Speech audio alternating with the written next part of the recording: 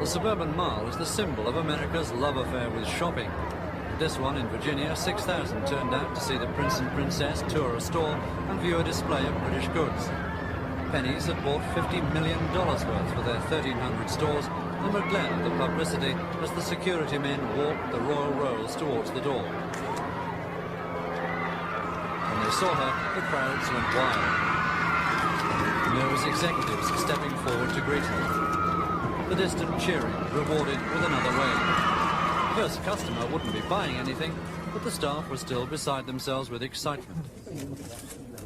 The princess spent a lot of time at the jewellery counters and talked a lot about fashion. When she expressed a preference for double-breasted suits for women, the store directors frantically took notes. As one said later, if she likes it, people will buy it. I'm tight on her. You want to go wide? No. Outside, the couple insisted on meeting at least some of the people who'd stood for hours waiting to see her. They pressed on, surrounded by worried security men. When the prince tried to go back, a bodyguard said firmly, "No way, sir."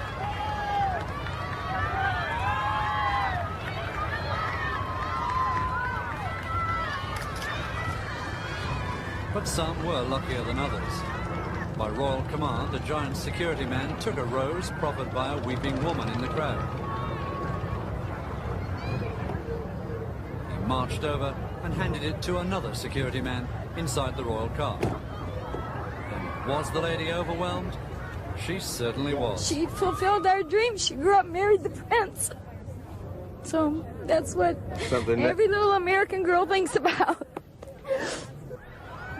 The car drifted away even more slowly to give everyone time to look. PCP, LSD, THC, mushrooms, hash oil, trash drugs, and some others that I can't remember right now. I've been doing drugs for 4 years, and I've been straight for 31 days. I'd like to talk about a time when I was with my druggy boyfriend. We were shooting up cocaine, and I felt really, really scared. Not the usual royal venue, as a teenager talks about her drug problem at the Straight Rehabilitation Center. Parents taking part as well. And at that moment, I knew that he was going to die if I didn't help him, because he couldn't help himself. And I really, really want to beat this thing. And I love all of you.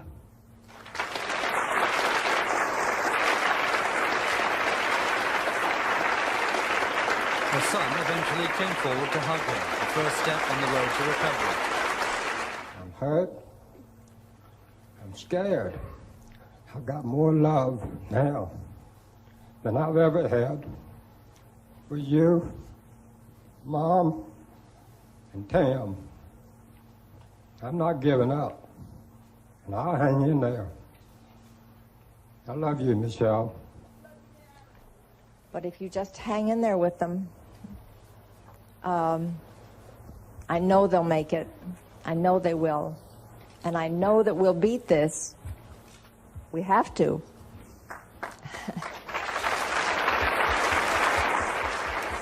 Your Highness, I don't know how much jogging you or your husband may do, but I would like to give you 2 straight T-shirts.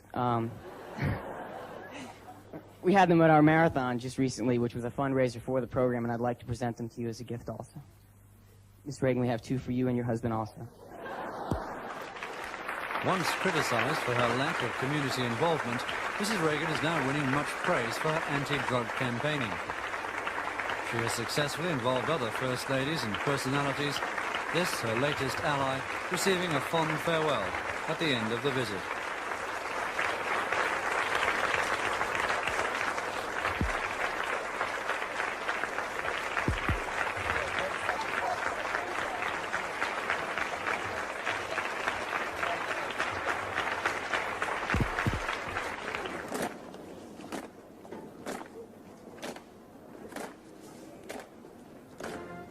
Monday afternoon at Arlington National Cemetery, Remembrance Day for the United States.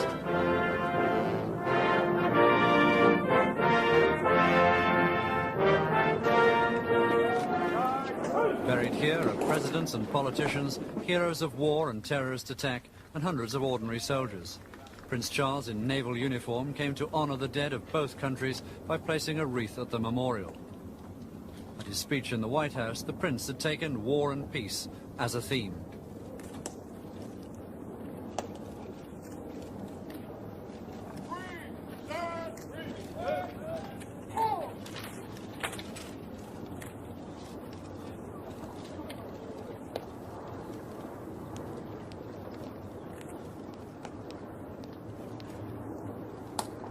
our shared heritage in the struggle for democracy and freedom makes us only too aware that no true peace in this world can ever be obtained, I believe, while dictatorships of one kind or another exist.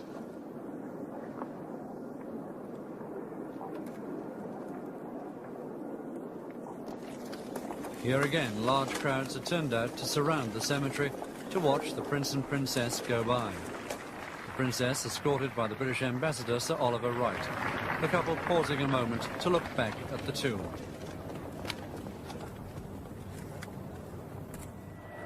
A 1,000 miles from Washington, the sun rising over another perfect Florida day, bringing out the boats and warming the swimming pools. The Prince and Princess came south for a friendly polo match and a charity dinner. At Palm Beach Airport, the temperature was in the 80s, so it was a tropical look for the Royals. As ever, a little flower girl was ready to put her weeks of training into practice. All went perfectly, but the little girl was so overwhelmed that she remained rooted to the spot long after they'd gone. For the walkabout among invited guests, the strictest of security. On the roof, a man with a radio and a machine gun stood guard.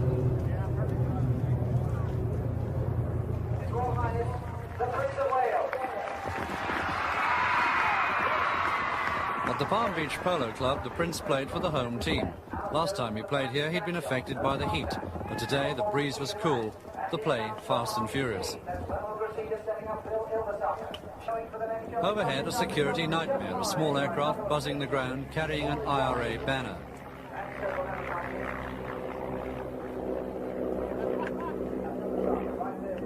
Then later, a personal message. No, she didn't call. The Prince, busy below, had time to notice neither message. At half-time, they called out the crowd to stamp down the divots. Instead, 5,000 people stepped over each other in the rush to view the Princess. The security men just gave up. Their screams brought a distant wave. Minnie Mouse waving back. The Prince's team won by a single goal. He got a China horse and a kiss from his wife. The Princess squeezing in between the players for a team photograph.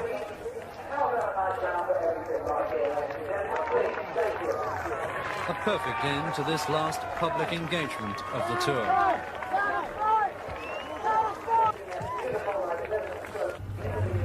A posse of Miami policemen leading the party to a charity dinner in aid of United World Colleges, one of his favorite causes.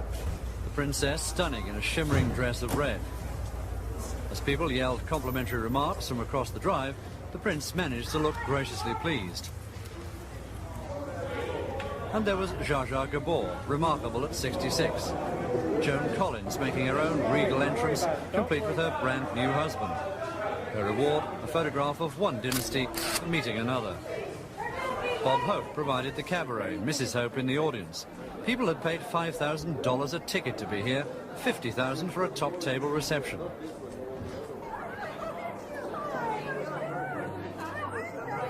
Everyone and almost everything was on show. Where is the British press? This is Mrs. Julia I'm before your time, I think. They were determined to outshine each other. And wasn't it nice with all those cameras there? It's turning out in great order. We're all very, very happy you're all here. Thank you for coming. Welcome. I was previously a British actress in England and a singer, and the royal family possessed my latest album. There were pearls and diamonds by the bucketful, heavyweight earrings dangling everywhere. And that monologue continued. And we're very proud of the family coming here. It's wonderful. She's perfectly beautiful. The Princess spent much of her time at the dinner talking to oil billionaire Armand Hammer. He's a close friend of the Prince, and he's personally funded a new college in America for the United World Colleges. It's in New Mexico and has 200 students from many parts of the world.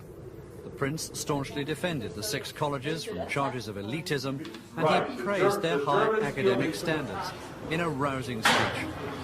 the selection of all these students is on merit and academic ability. And my God, you have to have ability in order actually to handle the very, very tough course. What I want to know is what actually is wrong with an elite, for God's sake. No one complains about elite troops. Or how on earth does anyone expect anything to get done in life unless there is some effort to educate people's characters as well as their minds?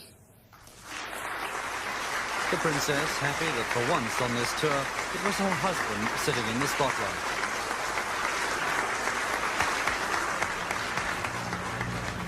The Union Jack flew atop the Breakers Hotel. The British had conquered Palm Beach. Tours in the next morning at Palm Beach Airport. Few visitors to the USA have seen so much in just 4 days.